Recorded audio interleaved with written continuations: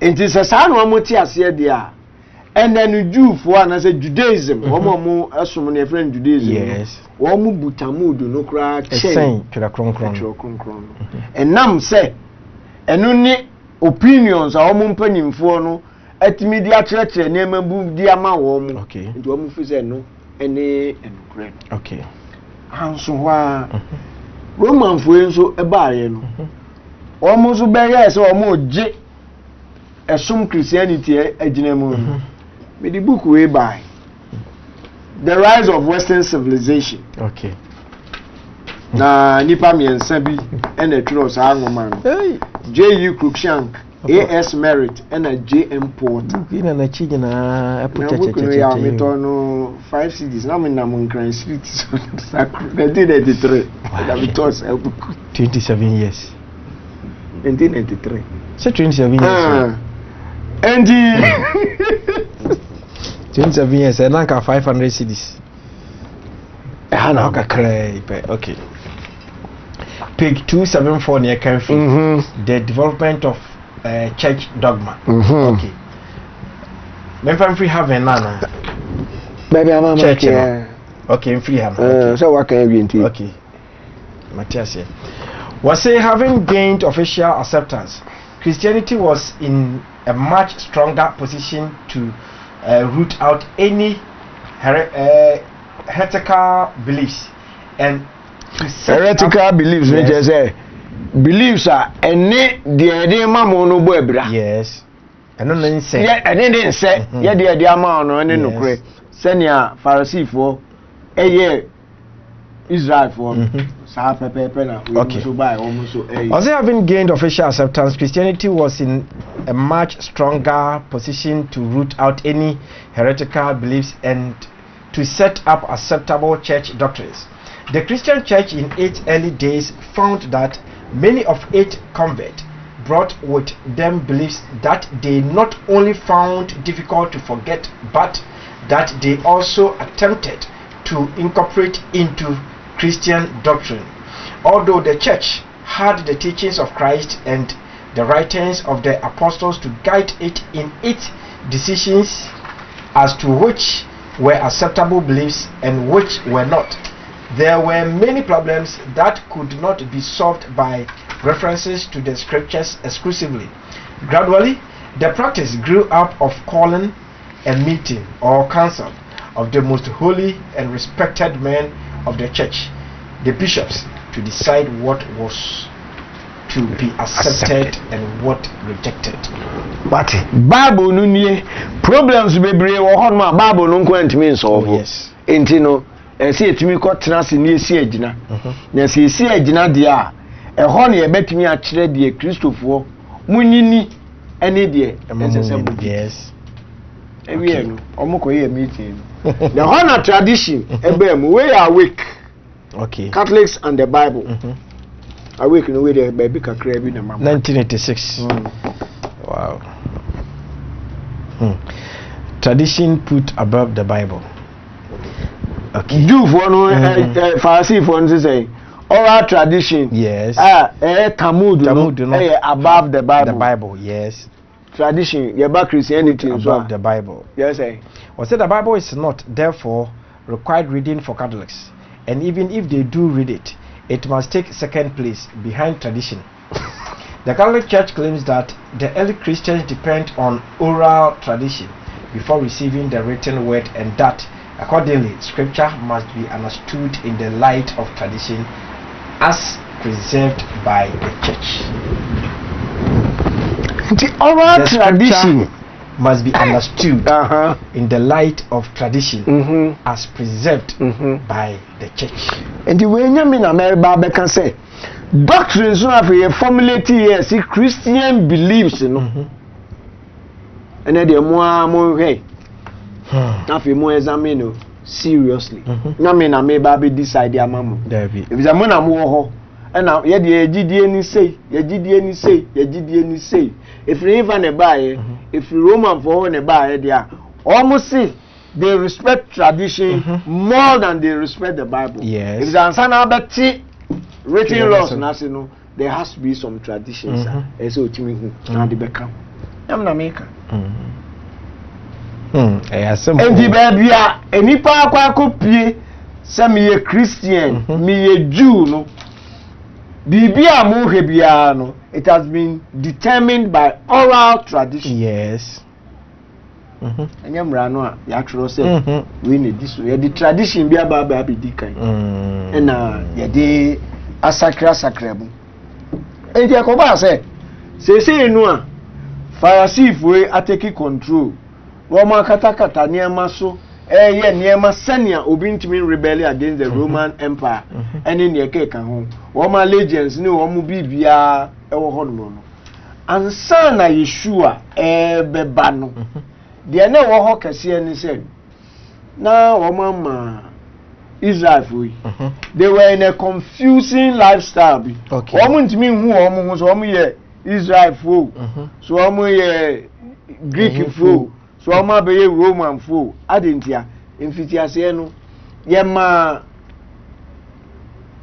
Greek fo edi kan ma omu kan se wo betumi afa Greek din wo betumi ahye Greek ntade wo betumi adi Greek nnuane na afa ebo philosophy no so no ebeba be ye Greek philosophy enu de kwan da ho okay monye enti eba ma nipa bebre Israel fo bebre besesan omu din ebe fa Greek names omu ya bia no omu niema no omu ye nyina no ebe be dead say afi omu po omu original heritage and identity. Okay. Nti then nya ensase ye onwanwa enura Yeshua ba ye no oba ye no say maba looking for the lost sheep of the house. I didn't know can say Israel me no ma ye Oma ira because Oma lose Oma identity. Okay. Oma ira because Oma hu ni pesu bia Oma ye. No no de o ya we say nti me nkofo ne de Oma ye say tisania ya odami Ghana amamre didu mu na say ne wo hwe emrante ani ma ba say kwa. Ye nti Ghana mfo mani. Utime say bibia tochi ma. Sir. Amamre no ebe mo Oma identity no eni hobiem nti na wo di ya. Okay. Sa pepepe ni Yeshua so hu wo ono ne nkofo se nti me nkofo yi a ese mbe kanya wo mu mo madwen ni se nyane ni etimi kan ho bom ni fight against Roman imperialism wi ene wo mu we ene me wa adwuma ye nti okoye no okohu wo mu no kan se wo mu nti ene wo ba ye no eno so na ma Pharisee for Sadducee for no so ya let na ho na aba ono akwa we ye ho ofri because ya shisha de me ya ma wo mu di akiri ene Pharisee for akire wo mu de wo mu nyini Sadducee for aba ba kire me se na yesi som ena scribe for wo mu so de wo mu sa na trotro emre akire mu ma nipa hu nti ofri hin fa na afa ewu ba ka at the forefront ho any the beginning of the conflict between ono and wo if you no be who say Pharisee for no Sadducee for any scribe then no focus no here on the Pharisees remember say me kan me ansa ni na bom yes three parts into when mu dey na me focus so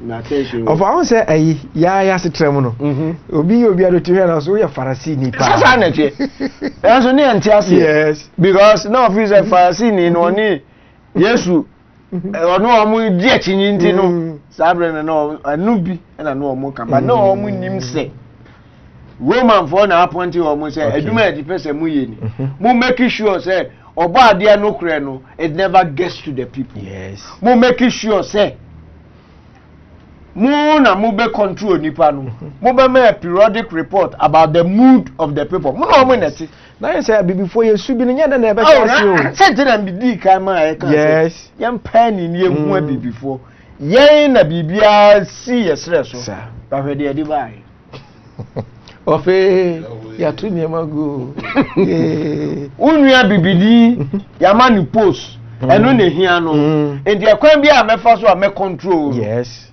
me or the suppressor me the suppressor pa na ma ti wa free the master say ma me ma nko ho me make sure say nko ho so ampa ma pemra de bia to na so tuma de ho kra de chiri kra so be ko ho eni asem enti ana no say am ye hu say na Pharisees, Sadducees, scribes in the African leadership one. a buy about 2,000 years ago. Sanya a big control and as a big map report about the mood of the people. Because any panel oba there say minimum akwa apam. Minimum be na ebe nanti and will be about be seen things.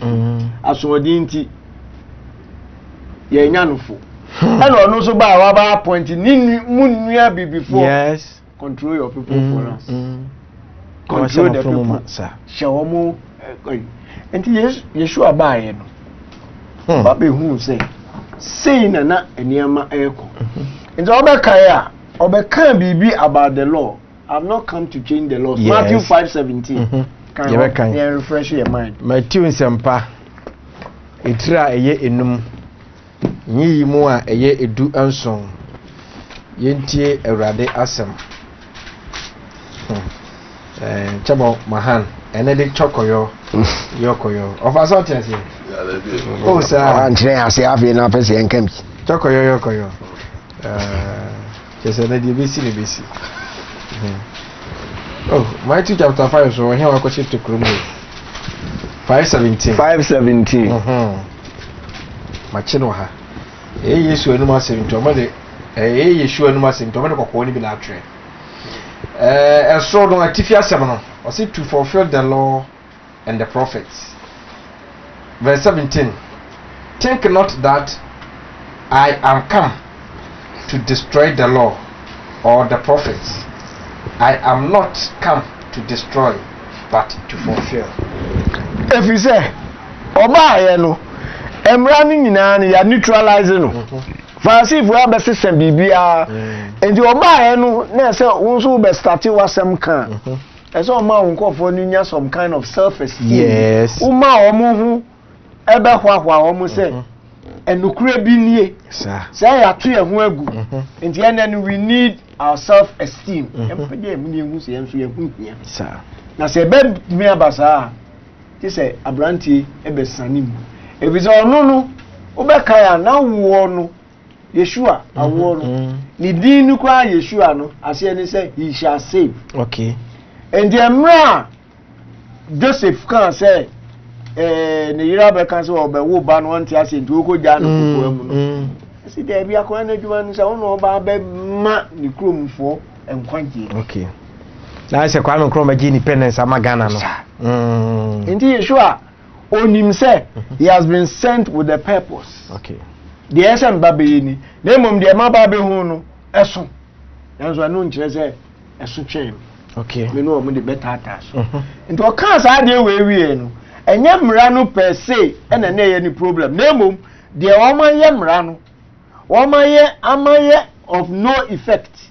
Na mom o mo de niam bi oral traditions bi na awurawura o mu trim na o mo so aba beje di because anu ni authority no na wo ho no no.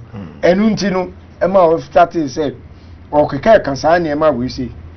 E je ma Pharisee for Sadducee for ni o mom kan ho no so. Ebebe ye say adenti na eniema se ya ekoso no e ba bekoso e do almost start say ni o mu monitor abranti di ba bi obeko bia no e di na chi okobie na no no kasa ho we are hwan wo se say enti afa edru ba bi insurance no di o matem bi because wo kan asem na obi nim no no mo mu ti wa no obwa no ehi pa and you want to boase enya abotra manu a aba no be kwa akopa amo akwa bibia emfata because onu a oba no oye empty senior abrofo baby tie no empty barrels makes most noise na bi ni sana obwa omo nimdie bi aba beto no nim ho he no odinanu na be kan de omo kan omo boa African say antichrist for ene enzo bisa say Antichrist edien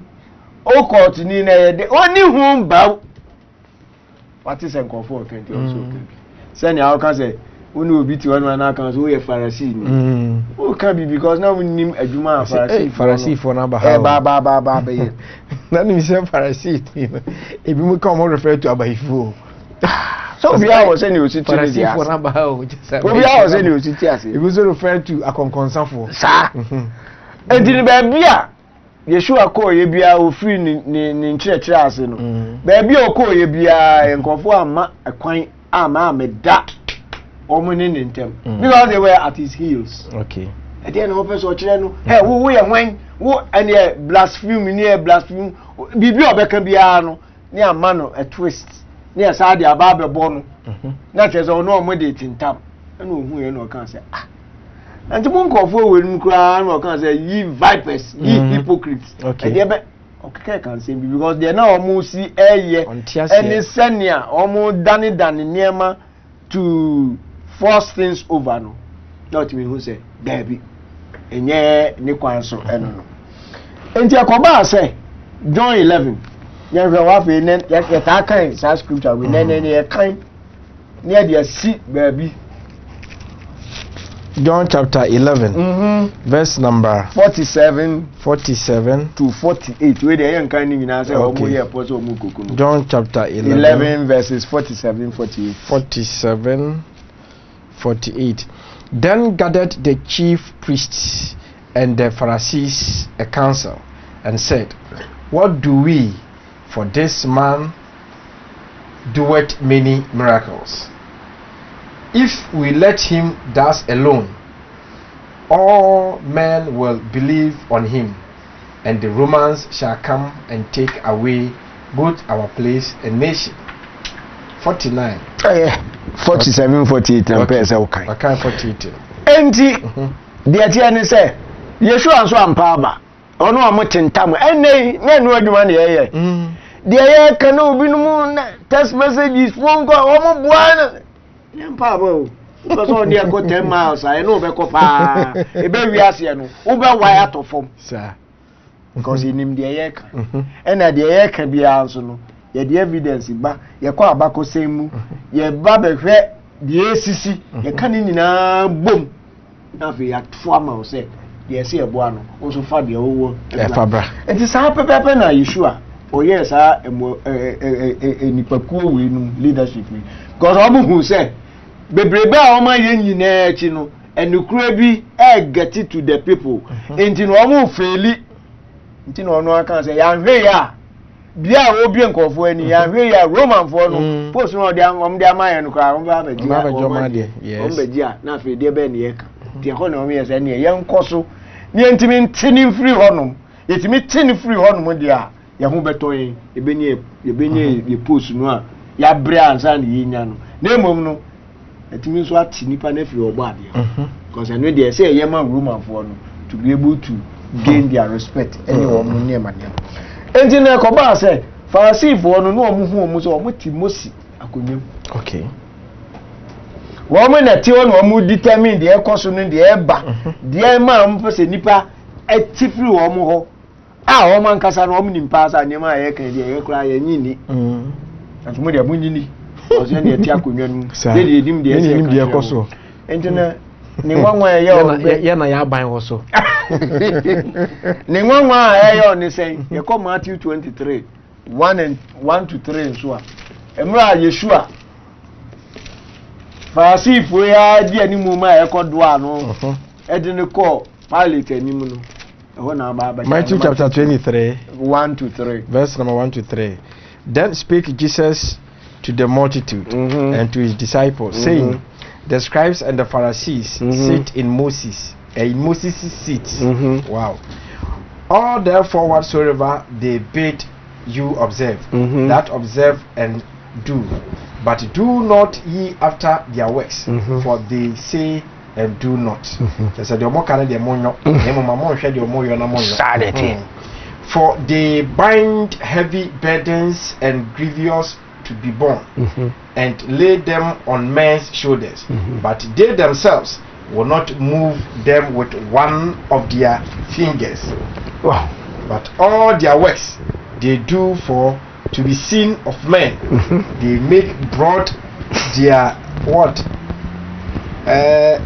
Is it phylacteries? Phylacteries, okay, and enlarge the borders of their garments, and love the uppermost rooms at feast, and the chief of seats in the synagogues, and greetings in the market and to court of men. Dear person will come out and say,